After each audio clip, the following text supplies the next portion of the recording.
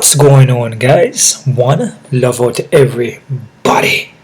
The fans have spoken, the people have spoken, and UFC delivered, giving us UFC Fight Night Vettori versus Alante Part 2. Man, I've been waiting for this. The first one was a banger. I believe the first one was over there in I believe the first one was in England, right? And this one is going to be in the Apex. So, man, smaller cage, so a little more action. Alright, we got 13 fights on this card, 4 p.m. over there in Las Vegas, Nevada. Gonna fly through this real quickly, but accurately, like usual. And with this card here, man, it was kind of strange for me because I didn't hesitate on any picks. I just went for it. You know, I didn't think too much. I just felt it and went with it. So we will see what happened with this one, but from my breakdown though, the predictions, it's a very close card, right? And meaning that, like usual, any one of these guys could win, right? And you know, we're gonna take a look at the odds while we're doing it too. All right, so just gonna fly into this real quick, you guys. We're not gonna waste any more time here. First fighter, we got Eunice Dumbain versus Carli Judice. Dubin here. Dubin has come out the Contender Series, if you guys remember way back. She got that knockout over this girl here, Shannon Clark, who was a prospect kind of, you know, and Dubin was like a big underdog in that fight, right? And Dubin was plus 450 in that fight, and she went in there and got the first round finish over Clark. Dubin is more of a taekwondo base kind of wushu. Can get wild at times with her striking, but 100% finishing rate, you know, and she seems to pack power, come straight forward and let the hands go, right? This is going to be her debut in the UFC though, right? Her opponent here, Carli Judice. Carli Judice was also on the Contender Series. I'm going back and forth there, guys. Sorry about that. She also has 100% finishing rate also. And she fought Gabriel Fernandez and went to a split. And her fight with Ernesto went to a split also, right? She's going to have a 3-inch of height and reach in this fight. And she has more of a kickboxing kind of base on her. More crisp with the strikes, right? Crispy. She mixes it up with the punches and the kicks, throws a lot of volume, but she can be hittable at times. Not much power on her shots, but throws a lot of volume though. And technique-wise, I like in Judice more for the technique and the footwork and the movement. It's just more precise. It's more crisp. It's crispy. Okay, so this is a tough one. Like I said, man, women fights, like I always say, man, you know, tend to drop the ball. So you may pick Judice and then Dubin wins. And Dubin seems like she's, you know, she's a dog, you know. She possibly could win. And I'm going to take a look at the odds real quick. I know I couldn't look at it in Topology, but, you know, we're going to just jump over there, MMA odds, and take a quick look. But I'm liking Judice, man. I feel Judice striking seems more crisp. You know, it's more tighter. It's more compact. It's more precise. Right, I feel with Dubin, she kind of wild with it, kind of lunge forward, and so that chin is there to get hit. But she does pack power though. But Judice is, you know, she's a dog herself too. You know, she can take a licking and keep on ticking. Let's quick look at the odds on this one here, guys. So after those odd breakdown things, where we at? It's Cage Warriors. Warrior. Judice, negative 360. What? Wow, man. After Dubin win and the Contender Series, that's a big win for Dubin. And they put Judice at 360. I'll be careful with that one. Like I said, with women fights and the guys too, you know, there's nothing you should trust though when it comes to these things, because nothing is guaranteed. But I wouldn't have Judice at 360. Because Dubin can throw the hands and seems to have power. So this fight here, Judice and Dubin, to me is even, guys. Because Dubin could win. She won in the Contender Series and she was a big underdog. Judice is a little more technical though than her last opponent. You know what I mean? And like we see with a lot of people that come from contender series into UFC, they usually drop the ball and lose the first fight. I'm going with Judice though. I said Judice by decision, 50-50, guys. Not confident at all. All right. Back-to-back women fights. Next fight here, we got let's get it, man. Let's get it. We got who we got. We got Josiane Nunes versus Priscilla Cohero. Yeah, man. Nunes, in my opinion, here is a little more technical with the strikes. I feel like she has more room to grow to, and has been growing. You know, she has been perfecting her technique. She also has a longer reach, man. Yeah, you said 67 there, but I believe Cohero has 65. She's got 2-inch of reach, I believe.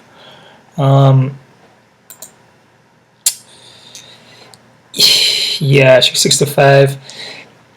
Man, this this fight here is tough to call here, guys. You know, with Priscilla, she kind of swing kind of wild, chin up in the air. Poor technique. Like I said, when I'm, you know, giving me, you know, my breakdown of the opponents, I'm not like disrespecting them. I'm only speaking the truth. All right, there are lies and there's truth.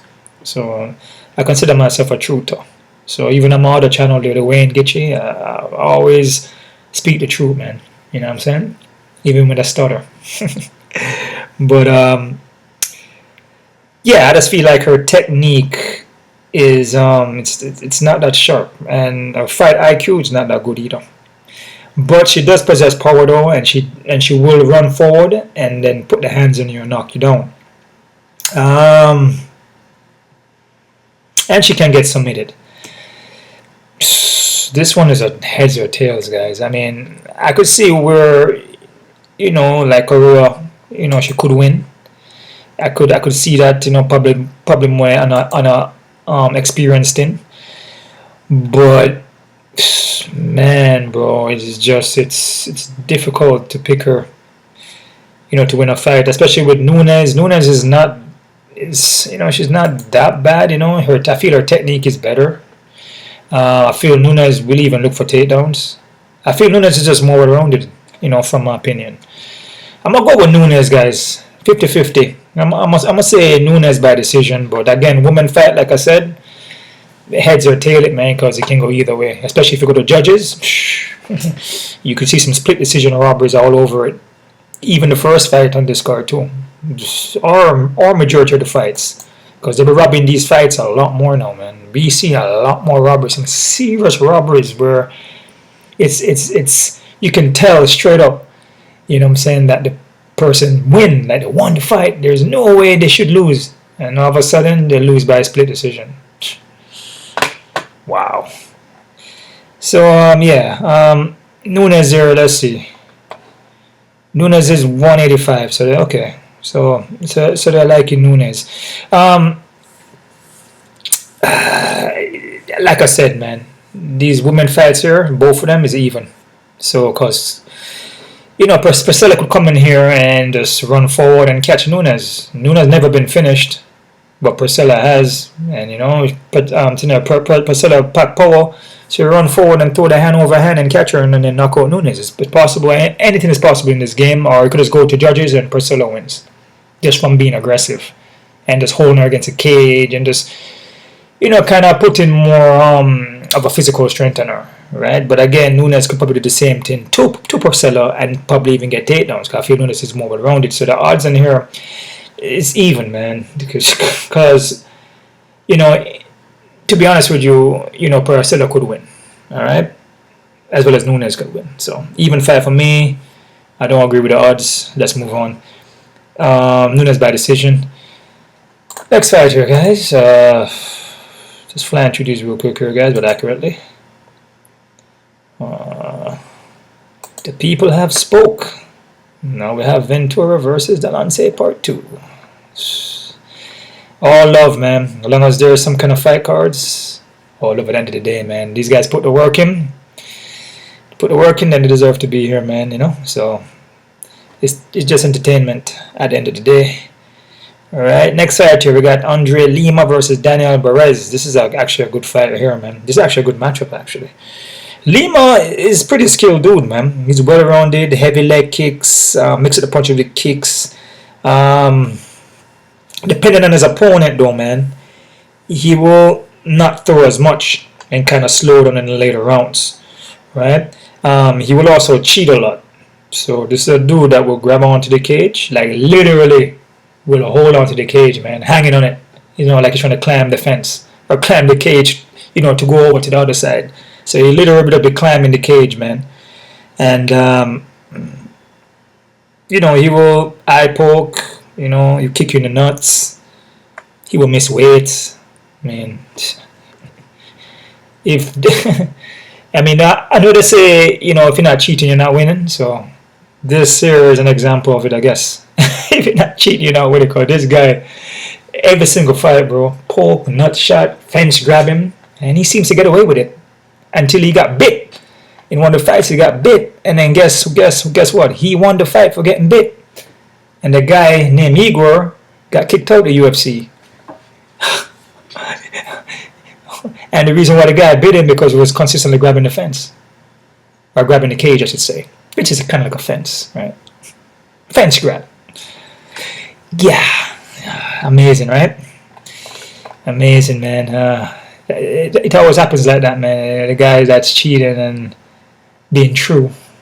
I guess, no, I shouldn't say true. That's wrong. The guy that's cheating and being fake is the ones that, you know, is going to get the love and the build up. And the ones who are really putting the work and being true about it is the ones who are going to get knocked down. That's interesting. I guess that goes back to what's that saying they have? When you're too nice, like nice guys always finish last. I think that's what it is. Like, you know, if you're a good guy or a nice guy, you always finish last place. You have to be cheating and committing a crime, or, you know, or being an asshole, I guess. Yeah. Even to get the girls too. But let me get back to the point here, guys. But you guys see where I'm coming from, though. So this is a guy that, you know, he will just cheat, but his skill set is good, though. Daniel, on the other hand, Daniel is also a skilled guy too. He's well-rounded. Will look for submissions and has decent striking. So this guy will mix it up. I want to sleep on Daniel, though, man. I was kind of looking at him to say, you know, damn, should I pick Daniel for a win here? You know, I was kind of looking at it like that. And, you know, I go back and watch the fights, and, you know what I'm saying, I just don't look at stats and just, you know, read Instagram and just look at wins and stuff. I go watch the fights. And when I'm viewing the fights, I'm like, I mean, I want to pick him, but on a skill set vibe, I just feel Lima is just actually more skilled on the movement, the striking, the footwork, just leg kicks, just his precision and timing is just a little better, man. And with Daniel can get touched up. You know, he can get hit. So I'm going to push towards Lima here, guys, but I'm going to leave it 50-50 though, because I like what I see from Daniel too. But technique, skill-wise, precision timing, and everything like that, and cheating, you know what I mean? Yeah, I'd say Lima. You know, I mean, he's on the guy's on a roll right now.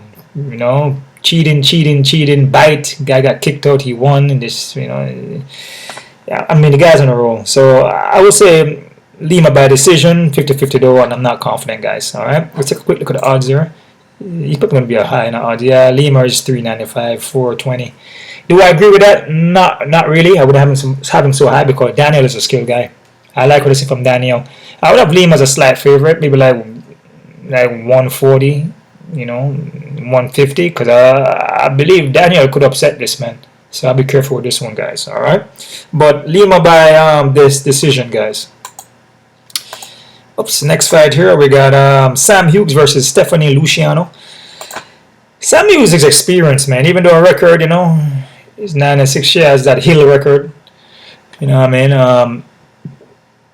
You know, but when the record is look like this, you know, obviously she has 6 losses, but you know, she beat some decent women, right? And she has the experience also, and she's a dog, and actually she's improving. You know. Just like how Angela Hill, you know, Angela Hill record is not the best, but she's improving and she wins fights. And I can see Sam Paige kind of being like that, right? Her opponent though, Stephanie though, you know, Stephanie has potential, and she's coming from Contender Series. I also have her other fight here against the same person from Contender Series that she went to a draw with, Talito. But man, she has potential, but I don't know, just not a lot of volume from her. She kind of like seems like she's going through the motions. I feel she needs more work on certain things, you know. Yeah, she needs more work and probably more experience. I don't really. I can see Sam possibly just being more active here and pushing more of a higher pace and probably pull off a split decision win, kind of like what Sam did in our last fight there against Victoria. You know, because I feel Victoria is a more and skill wise is more skilled than Stephanie in my opinion, and more well rounded in my opinion. I feel Victoria is actually a better fighter than Stephanie. You know what I mean? So I'm liking Sam Page here, man. I'm gonna say it's Sam Page by decision, but again we got an ex-woman fighter, so it's definitely 50-50 for me. There's nothing guaranteed here, guys, and anything is possible. They got Stephanie at 230, 240. Wow. that's bananas, bro. I feel her that the girl that Sam fought, you know, her last fight, you know, I think that's Victoria, right? I feel that Victoria is a better fighter than Stephanie. That's all around skills. Yeah, I mean, and Stephanie's 230 here. No way, bro. No, that's it, like I said, this fight is even. But I'm liking Sam. Sam is plus one. I'm gonna go with Sam on that one. I take Sam by decision, 50-50, guys. Not confident in that one. And that fight, I didn't even hesitate. I was just watching the footages, just remind myself, watching the fights, and I'm like, oh, what the hell? Like, no way. No. But it is. It's possible. I said she could come in here and win. You know, it's a strong possibility she could. But I'll go with Sam on that one. Next fighter, guys, we got Josias Musasa versus Carlos Vera.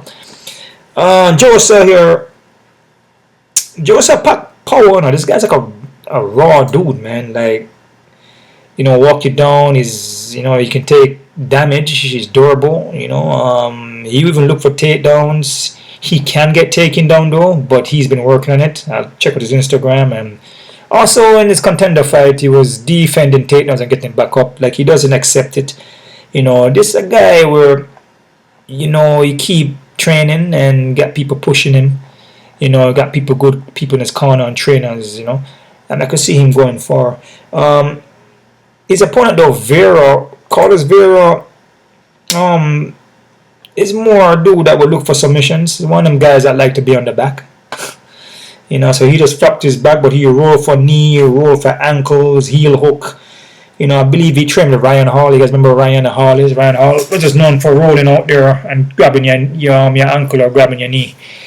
So he just roll all over the floor.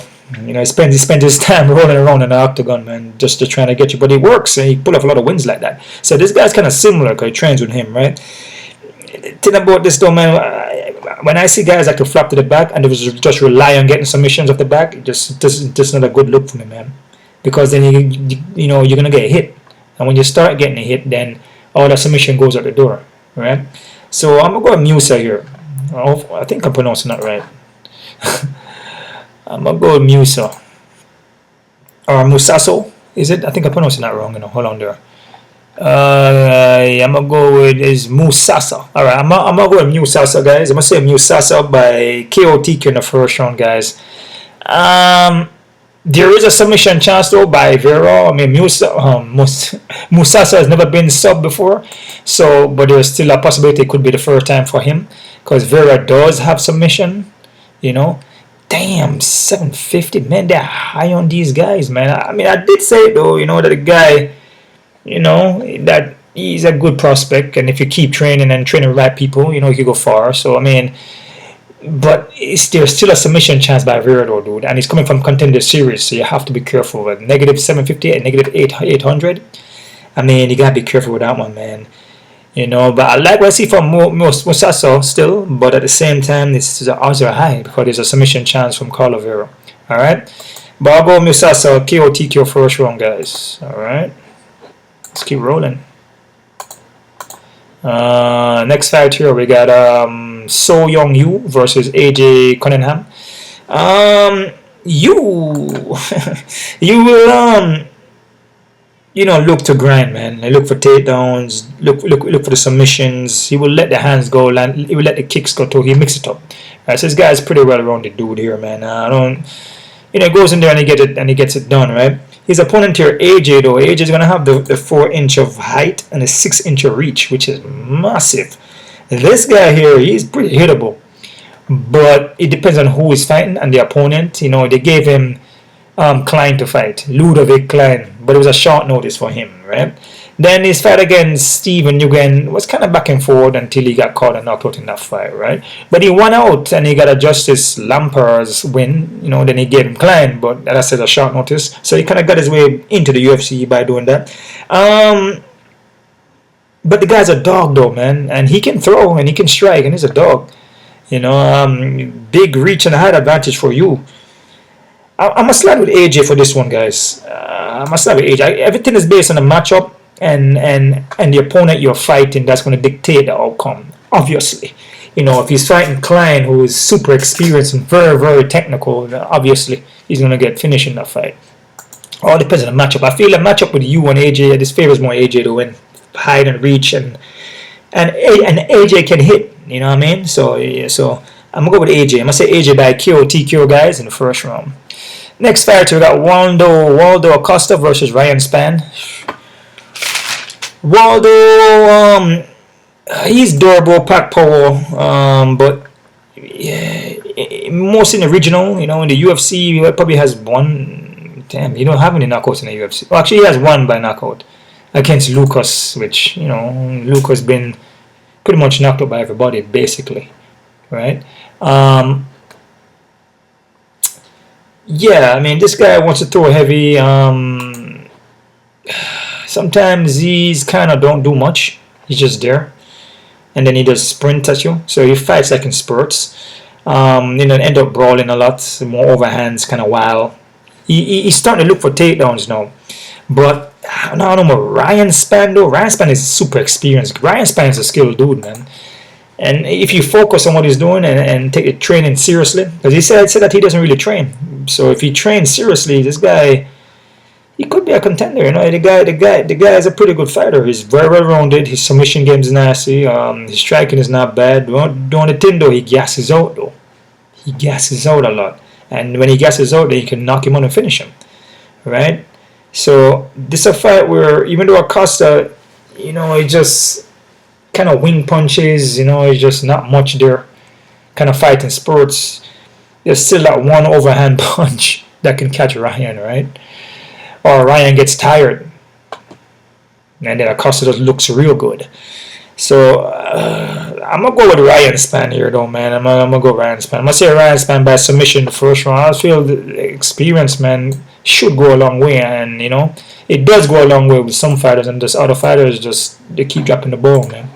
It could also be an IQ thing too, on Ryan Spann part, right? But it is what it is, and you know, like I said, if he's training and putting the work in, then he should win. If he's training and putting the work in, he should win because he's actually the better fighter here. Just being honest. Okay, Ryan Spann by submission in the first round. Not confident, 50-50, and that's actually a 50-50 fight, guys. What they got here? They got Waldo, also the favorite in Waldo on this one for 180. I mean, again, I could see why. You know what I mean? Because Spann will get tired, then knock him out. Then if he doesn't get knocked out, he get knocked out later on because he's tired. So it goes, you know, it's just one of those things where he just either he's not taking it seriously, or he's not training or whatever. But yeah, it's to give him Waldo 180. I mean, I disagree with that. It's an even fight because Spann is experienced, and if he comes in there seriously and train, I can see a submission for him. So I'm gonna go Ryan Spann by submission first round, but I'm not confident, guys. That fight there, I kind of slightly hesitated a little bit. I was kind of going for Waldo a little bit, and then I started watching more footages. I'm like, damn, but freaking Spann is freaking way more experienced and actually way more skill than Acosta. You know, there's no way he should lose this fight unless he doesn't train. Spann by submission first. Next fight, we've got Kevin Vallejos, I think, versus Sungwoo Choi. Kevin here, more boxing based than this kid. This kid's pretty good, man. He works the body, works the head. He will slip, uppercut. His hands are pretty good, and he's pretty well-rounded dude too. You know, stop the takedowns. We also look for takedowns for himself. On Contender Series, he went to decision, which was a kind of back and forward fight with Gene, and he was looking good. I believe he took some rounds in that fight against Gene. And Gene is a dude that's known, at least right now, for finishing everybody he fights, or majority of everybody. Yeah, he's been finishing all his fights. So that shows how good Kevin is, right? Choi, on the other hand, Choi is a dude that pack mad power. He has a lot of power on his punches. 6-inch of reach, 3-inch of height. But he's been getting like very hittable lately. You know, and and he's been getting knocked out. So yeah, I mean, there's not a good look, you know, for that to be happening to him. You know, it's just Steve Garcia. Even though these guys are experienced, you know, Michael Trozano, he beat John Aaron's. Josh Calabala went to split. Alex Caceres actually submitted him by rear naked choke. So I mean, this fight here, you know, both these guys are gonna come out swinging. You know, I'm gonna let the hands go, but I feel like the better hands striker is Kevin in the boxing. I feel Kevin is a better boxer. Choi doesn't look bad with the hands. You know, I mean, don't get me wrong, and Choi makes it up. But I feel like Kevin's hands are pretty good, man. So I'm going to go with Kevin. I'm going to say Kevin by KOTQ in the second round, guys. And for me, it's 50-50 because I got experience, and Choi is an experienced guy here. So let's not get that messed up. Even though we can look at their, you know, the wins there, you know, 11-7. And then you see Kevin 14-1, you know what I mean? But at the same time, you know, just the caliber of fighter that Choi fight, you know. So even though Kevin went to a decision against the fighting nerd there, what's his name again? Freaking Silva, yeah, Silva, right? Yeah, Gene Silva, my bad, guys. The fighting nerd, the Gene Silva dude, right? So you probably say, yeah, you know, this guy, you know, he probably can get a win, you know, but we shouldn't look at it like that, though. But, yeah, I'm going to go with Kevin. I'm going to say Kevin by KOTQ in the second round. I'm not confident, 50-50, all right? Next fighter, we have Diyar Nurgozhay versus Brenson Verbero. Diyar looks pretty good too, man. Very calculated guy, very technical. Kazakhstan fighter. These Kazakhstan guys are pretty badasses, man. You can't sleep on these Kazakhstan dudes, man. These guys, either they come to be killed or they do killing. So either which way it go. They're either gonna win, or if they don't win, you're gonna take them out completely. So these guys are not gonna give up, man. These guys come to fight, to kill or be killed. This guy is a very calculated dude, though. He doesn't rush it. He looks for the opening, pinpoint his shots, and he's durable. Right. So this is not a guy that shows a whole bunch of volume. He looks for openings. He's like a technician, dude. He's like a one-hitter quitter. But he paces himself well, though. Verbero is gonna have the 7-inch of reach. And Verbero is a very heavy hitter guy, but he will fade as the fight goes on. Once he hits second round, he starts to fade out, he starts to get sloppy, yeah, and just leave a lot of openings. And for a guy who's calculated like Dyer, he should be able to kind of read that easily and pick up on that. So, not taking anything away from Verbero on that one, because I said, you know, a guy like Verbero is going to have a 7-inch of reach, which is massive, which goes a long way, but then skill-wise, technician, and everything like that, I feel like Dyer is more a skill guy here.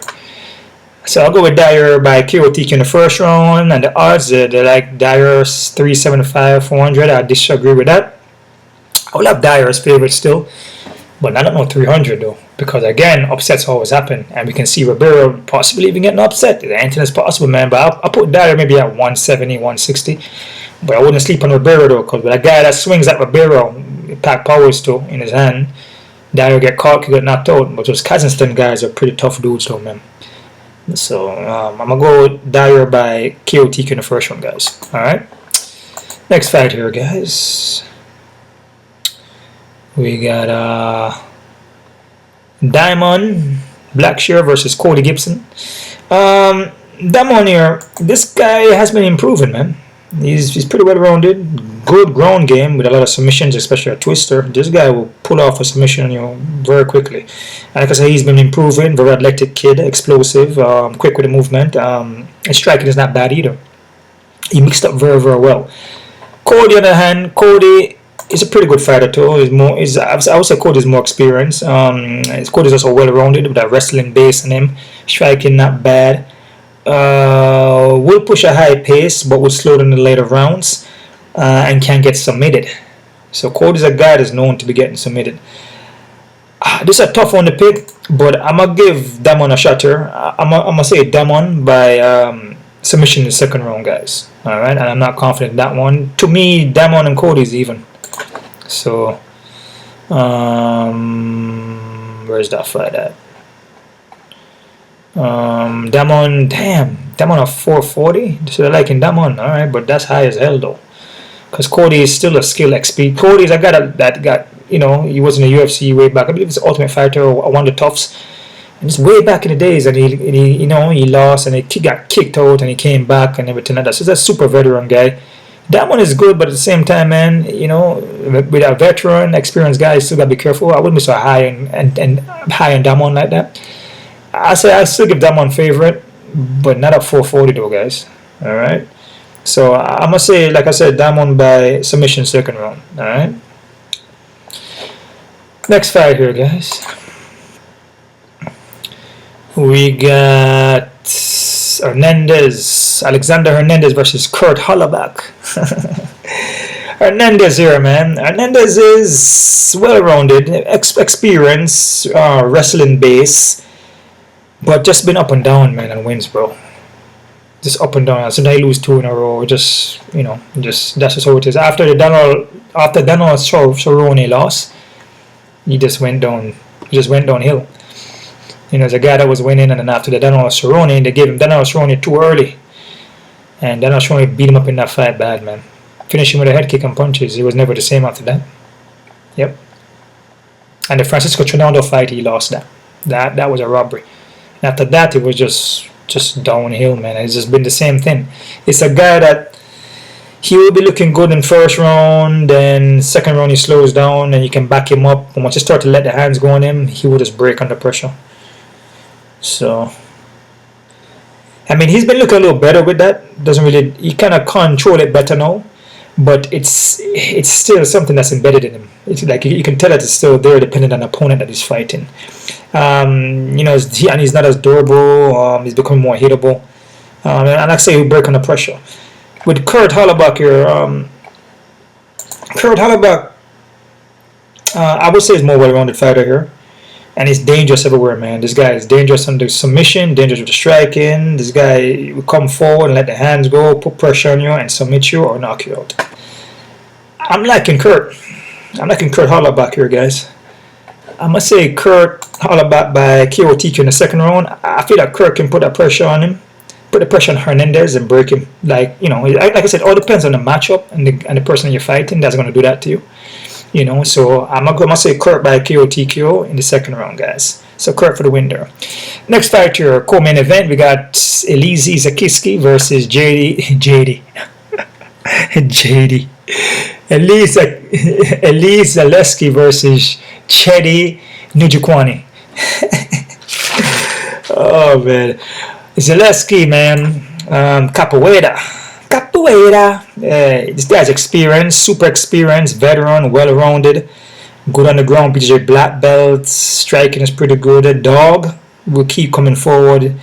Decent takedown defense. Will also look for takedowns. I mean, this guy is not a guy to play with, you know, and his wins shows it. He has some good wins, man. Against Verdonat, that's a good win. Against Abloskar, that's a good win.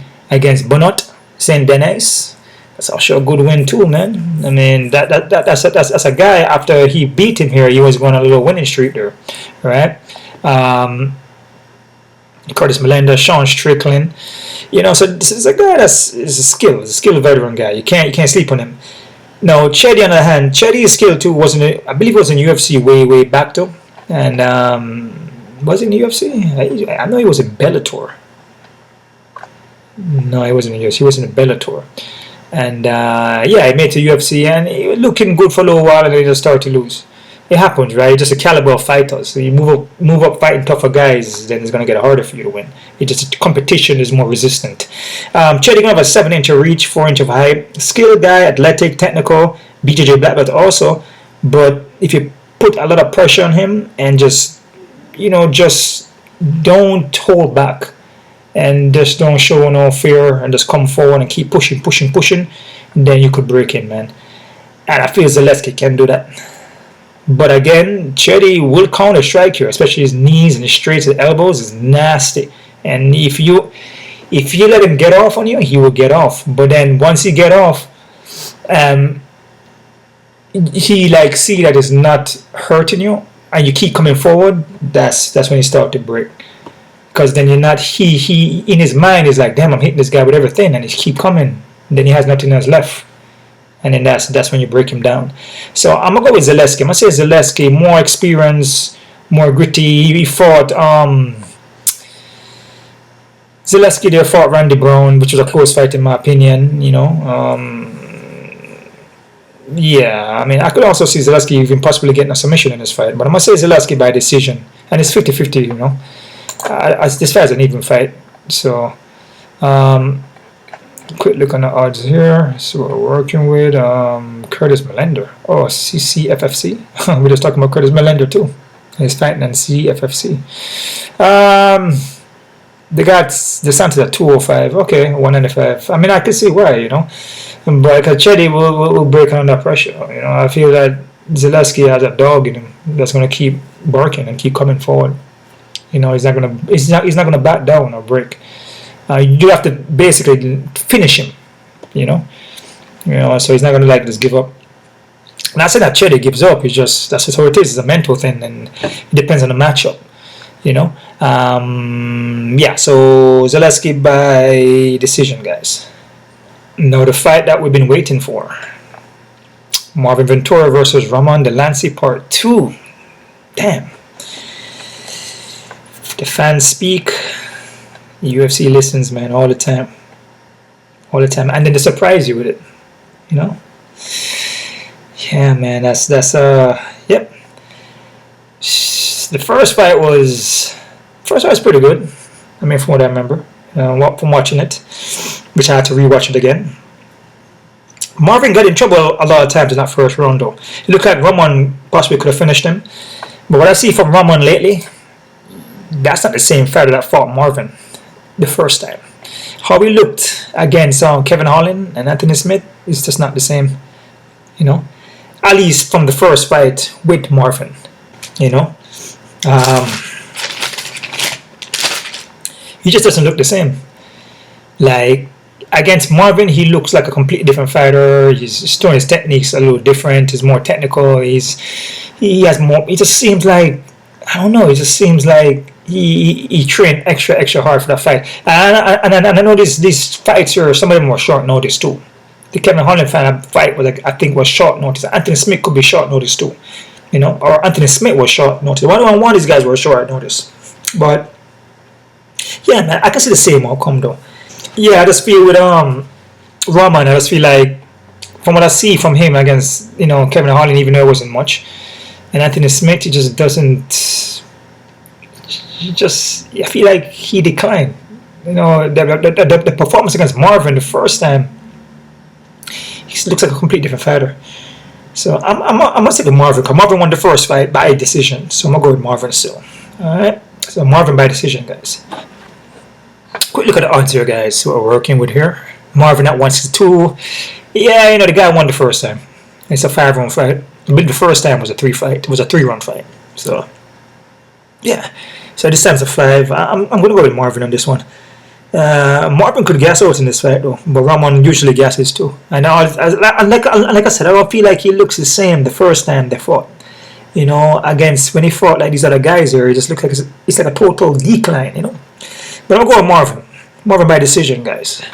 So that's it right there, guys. That was a quick thing right there.